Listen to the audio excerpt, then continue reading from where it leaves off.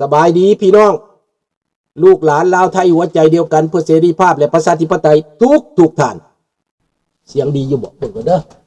โอเคยันเสียงมันบ่ออกเนาะยินดีต้อนรับทุกท่านเข้าสู่รายการเสียงประชาชนลาว Voice of Lao People Welcome to everyone Bienvenue à tous et à tous สวัสดีครับขอห้องเพลงชาติก่อนเนาะศาสตร์ลาวตั้งแต่เดิมมาขึ้นชื่อลือซาอยู่ในอาซีศาสตร์ลาวผูกพันไมตรีร่วมสามัคคีฮักห่อหุ้มกัน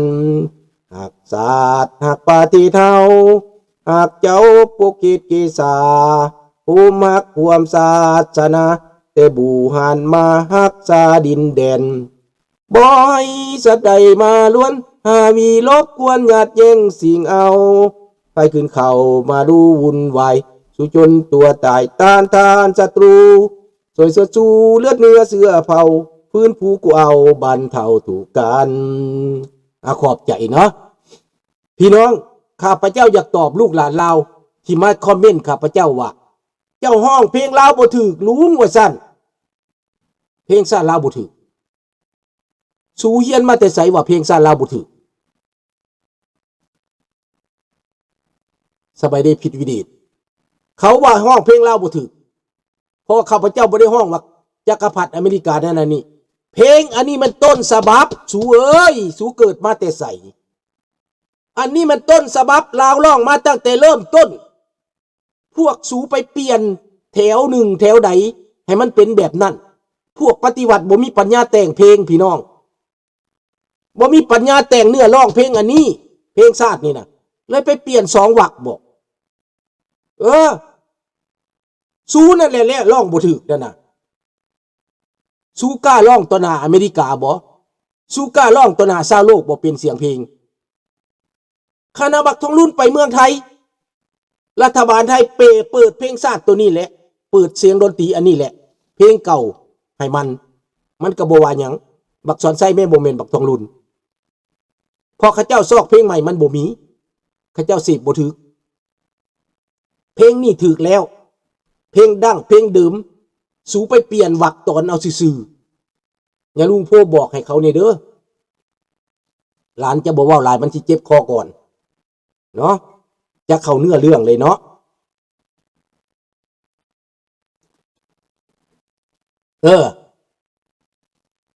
มันบ่พอใจ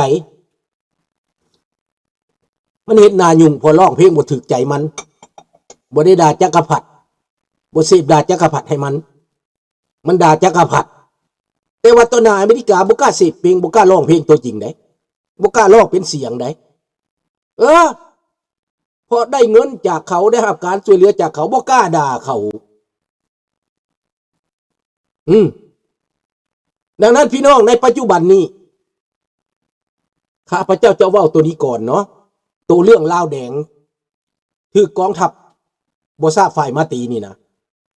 ที่จริงแล้วมันยึดยาบ้าเขากับต้มเงินเขา300 ล้านบาทนะยาบ้าหายแล้วเดี๋ยวนี้ยาบ้าที่จับไปน่ะหายบ่เห็นตำรวจเอาไปขายต่อบ่รู้ว่าแนวใดตำรวจจับไปขายต่อเพราะตำรวจก็บ่ได้กินตำรวจก็หิวหรือว่าเอาไปให้บักเจ้าเวยแล้วบ่เห็นบ่บักเจ้าเวยมาทวงคืนต้องไปให้มันบ่ลูกน้องบักเจ้าเวยจีนสีเทาก็ไประบายยาในเมืองลาวระบายไปเมืองไทยระบายไปต่างประเทศลูกน้องจีนสีเทายา20 ล้านเม็ดนั่นหายไปแล้วทหารแก้บ่ตกสบายดีทองแดงนี่แหละเขาห้องว่าบ้านป่าเมืองเถื่อนบ้านโจรเมืองโจรรัฐบาลก็เป็นโจรรัฐมนตรีก็เป็นโจรผู้แทนก็เป็นโจรมันบ่แม่นว่าเห็นแก่แต่เงินได้พวกนี้แม่นโจรพวกเจ้าบ่จักว่าโจรโจรหาห้อยพวกสกปรกมกใบพวกนี้นี่แหละดังนั้นพี่น้องมันตัวชาวโลกมันตัวคนลาวทั้งประเทศมันหลอกประชาชนก็บ่ฮู้อีหนูอีนี่ข้าพเจ้าเห็นใจข้าพเจ้าเข้าใจลูกหลานมันไปตายน่ะนะ ก็คือลูกหลานพวกเฮานี่แหละแต่มันคิดว่ามันเป็นคนหักชาติได้มันคิดว่ามันเป็นทหารหักชาติได้มันคิดว่ามันเป็นผู้ป้องกันชาติที่จริงแล้วมันเป็นเครื่องมือของโจรพี่น้องฆ่าคนลาวด้วยกันปราบคนลาวด้วยกันเกลียดชังคนลาวด้วยกันมันบ่มีจิตสำนึกมันไปเป็นเครื่องมือเขาบักนายพันน่ะนะพันโทหั่นนะพันโทผู้ตายไปหั่นนะสบายดีมากๆสบายดีทอนมันอยู่บ่ได้ในไซยบุรีเพราะว่าพวกสีเทาล่าอยู่มันก็เลยขึ้นไปรี่อยู่น้ำกองทัพขึ้นไปอยู่น้ำทหารพุ่นพี่น้องผู้บัญชาการขึ้นไปนอนอยู่ในค่ายน้อยๆน้ำทหารแต่ว่าไปบ่รอดเขามาตีก็เลยตายพันที่บุญท่าบอกสีสมบัตินั่นเจ้าพอยาบ้าแจ้งนี่ถูกจับในไทยยังหายตัวหนีได้ลุงแมนมันมีเงินมันก็หายตัวได้แหละเจ้าเวยนะได้รับเหรียญนะเหรียญไส้สั้น3เหรียญไส้สั้น3ระดับชาติเอาโจรมาฟอกเป็นคนดีพี่น้องมาประดับเหรียญมันบูดในโลกนี่เอาฆาตกรเอาพวกค้ายาเสพติดมาประดับเหรียญบ่มีภัยเหตุในโลกนี่มีแต่คนลาวมีแต่ประเทศลาวคนดีเอาไปฆ่าคนบ้าคนโจรเอามาประดับเหรียญพี่น้อง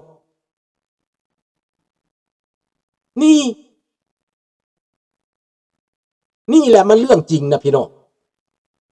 และพวกคนลาวลูกหลานเกิดใหม่ใหญ่รุ่นก็เพราะขึ้นแหนพวกเจ้ากระไดคนคว้านี่ดูสุเมาแต่บ้าแต่มวนเลยดูมาว่าลุงเฮาว่าซั่นโอ้ยลุงละอีตนพวกเจ้าเขาฟังแต่เพลงเราแดงแมนบ่จักหยังเด็กน้อย20 กว่าปีนี่นะมีหลานผู้หนึ่งมาอยู่นี่นะก็บ่จักหยังได้หลานมักแต่ฟังแต่เพลงปฏิวัติว่าซั่นเพิ่นมาดีได้ขนาดมายามแคนาดานี่ได้หมู่ฮู้จักกันหลานเรามาน่ะข้าพเจ้าก็มาสังเกตบอกมันต้องบ่ปรับตัวเนาะบ่ปรับตัวยังว่ามักเพลงปฏิวัติอยู่บ่จักว่าเรื่องหยังปฏิวัติมาบูจักเรื่องใดเพราะว่าบ่สนใจเด้มันฟังแต่เรื่องโฆษณาส่วนเสือว่างแต่เรื่องปั่นป่วนว่าแต่เรื่องจอมปลอมมันน่ะเรื่องจริงบ่ฮู้บ่เข้าใจบ่อยากบู้อย่างเบิดมีแต่ม่วนแต่ซื่นมีแต่ลิ้นแต่กินมันละเป็นแบบนี้สบายดีสุภาพรัฐบาลสีถนนไซแม่นบ่เอาละข้าพเจ้าเชื่อว่าคนหลายคนหูเมื่อคนหลายคนตื่นพวกที่บ่หูเมื่อก็ปล่อยมันไปปล่อยมันตายไปปล่อยมันถูกล่างสมองไปแล้วมันจะหับกรรมมันเองเวรกรรมจะลงโทษมันเองคนบ่หูเมื่อนั่นน่ะคนใดหูเมื่อมันก็รอดไปพี่น้องก็กลายเป็นคนดีไปภายในการมันทำได้ทุกอย่างแม่นน้องธนพรเห็นแล้วบ่เอายาบ้าจับมาได้แล้วหายบ่เห็นมันคือง่ายแท้หายไปนะคนคว้าหายาบ้าบ่เห็นยาจับมา20 ล้านเม็ดนั่นน่ะนี่ดังนั้นพี่น้องพวกที่มาตีนั่นมันมีทหารว่าแดงที่มาประจำการอยู่ในคิงโดมันน่ะพี่น้องมันขนมาเทื่อละน้อยมันบ่ได้ขนมาหลายพี่น้องคนไทยบ่ต้องตกใจเด้อว่ามันมาได้จังใดหั่นน่ะสบายดีสมฤทธิ์ไข้ขึ้นเนาะไข้ขึ้นแต่ยังไออยู่น้อยนึงกินน้ำร้อนนี่แหละกินน้ำอุ่นนี่แหละกินน้ำมะเกี้ยงแล้วมันว่าจังใดทหารว่าแดงหันเป็นลูกน้องของเจ้าเวยเคยอยู่กับว่าแดงมาก่อนเป็นเศรษฐีที่จีนส่งไปอยู่น้ำว่าแดงเพื่อจะมาปั่นป่วนในประเทศพม่าประเทศไทยประเทศลาว